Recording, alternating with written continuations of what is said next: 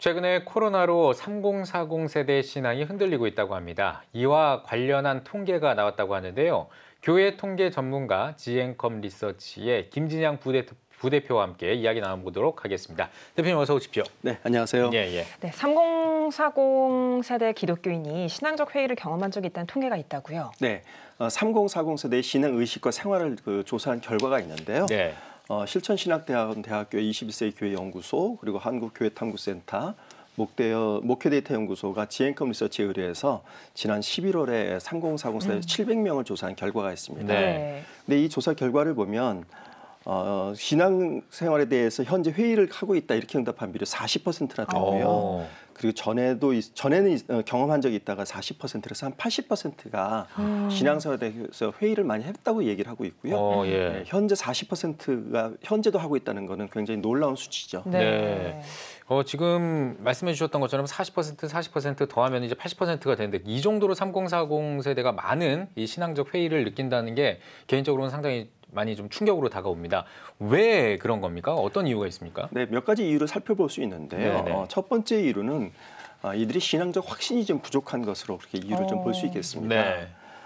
이번에 저희가 3040 세대에게 자신의 신앙 단계를 한번 좀 스스로 점검하게 했습니다. 네. 저희 신앙 단계를 4단계로 제시를 했는데요. 네. 첫 번째 단계는 나는 하나님을 믿지만 그리스도에서는 잘 모르겠다 이런 내용이었고 네. 4단계는 하나님은 내 삶의 전부이며 나는 그분으로 충분하다 이런 단계였습니다. 네네. 이 단계는 이제 미국의 윌로 크릭 교회에서 쓰는 거를 저희가 갖다 적용을 한 건데요. 이 단계는요? 그렇습니다. 예. 근데 이렇게 봤더니 1단계가 34%였고요.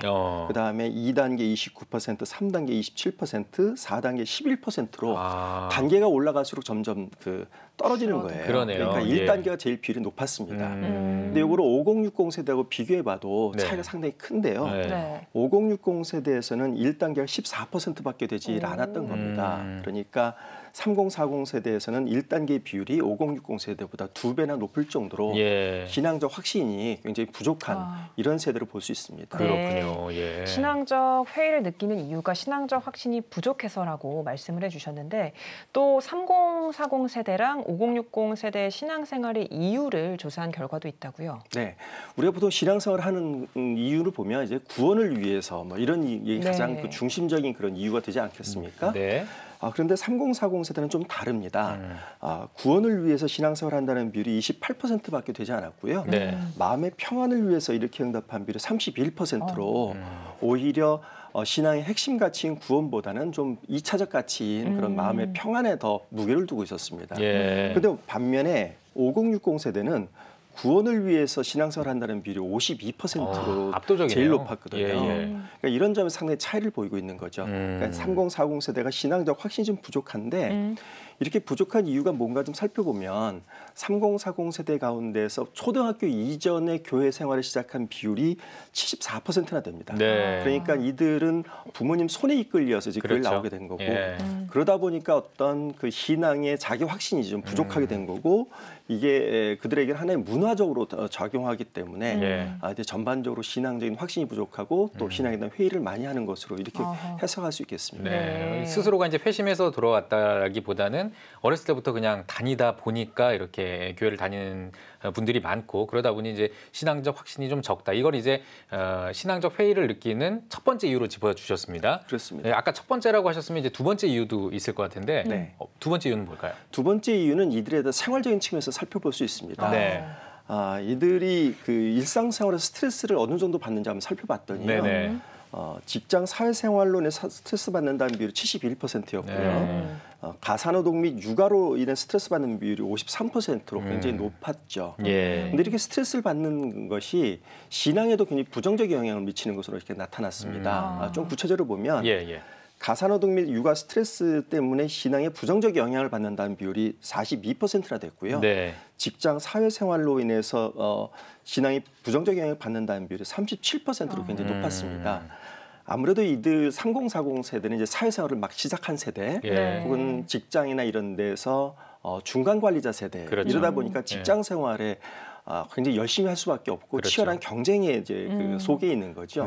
그리고 가정에서는 아직 자녀들이 어리거나 학교를 다니고 있기 때문에 부모들이 이제 이들에 대해서 굉장히 관심을 많이 갖게 되는 거고 이걸로 스트레스 받는데 이게 신앙적으로 부정적 영향을 미친다는 것이 또한 굉장히 주목할 만한 사실입니다. 그렇군요. 네. 예. 그러면 3040 세대가 신앙적 회의를 갖는 게 이들의 신앙생활에 구체적으로 어떤 영향을 미치는지에 대한 통계도 있을까요? 네, 우리가 이제 그 사회생활로 바쁘거나 가정생활로 힘들거나 이러면 주일날 피곤해서 교회를 안 나갈 수 있잖아요. 네. 근데 이걸 제가 한번 살펴봤더니요, 가사노동 및 육아가 신앙에 미치는 부정적 영향으로 교회 출석 대신 온라인 예배를 드리게 된다 이렇게 응답한 비율이 37%였어요. 근데 이거보다 더 높은 건 뭐냐면 신앙 자체에 대한 관심이 약화된다가 47%였습니다. 아, 더 높네요. 네, 그러니까 예. 피곤해서 교회를 안 나간다는 거가 아니라 오히려 신앙 자체에 대한 근본적인 이제 그 의심을 하게 되는 거죠.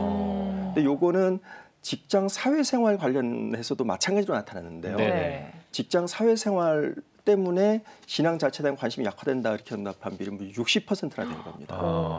그러니까 기본적으로 이들이 어떤 신앙적 자기 결단이 없이 신앙적으로 확신이 부족한 상태에서 생활의 피곤함, 고단함 이런 것들이 겹치게 되다 보니까 내가 교회를 꼭 나가야 되나? 내가 과연 신앙을 갖고 있나? 이제 이런 의심을 하게 된다는 거죠. 이거 굉장히 좀 심각한 결과인 것 같은데 지금 말씀해 주셨던 이 통계가 그렇다면 교회에 시사하는 바가 뭐라고 보십니까?